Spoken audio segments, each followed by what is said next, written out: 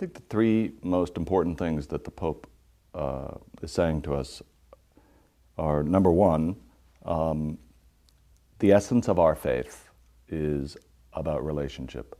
It's not about rules, right? It's about our relationship with God and our relationship with one another. And rules exist to safeguard relationships, loving relationships.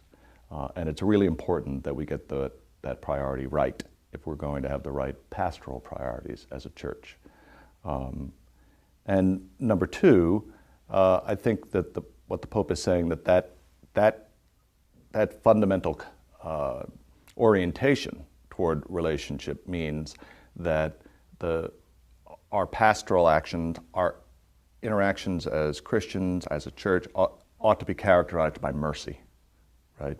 Always seeking the good of the other, always proceeding in a penitential tone, in a humble way. And thirdly, I would say that what the Pope is saying is, given that the essence of our faith is about relationship, and that relationship takes place within the context of mercy, then the acts of Christians in the modern world are going to more and more resemble the radical acts of love and forgiveness to which the gospel testifies and the Lord himself calls us. This is what he said on the plane ride. He said, "I believe that this is the time of mercy. The church is a mother, and it must reach out to heal the wounds with mercy.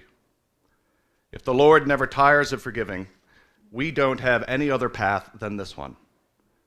Before anything else, we must cure the wounds. It's a mother, the church, and it must go down this path of mercy. It must find mercy for everyone. I think about how when the prodigal son returned home, his father didn't say, 'But you, listen, sit down. What did you do with the money?' No, he held a party. Then, maybe, when the son wanted to talk, he talked. And the church must do the same," the Pope says. "But it's not enough," he continues, "to wait for them to come home. We must go and seek them out. This is mercy. And I believe that this is a kairos," says the Pope.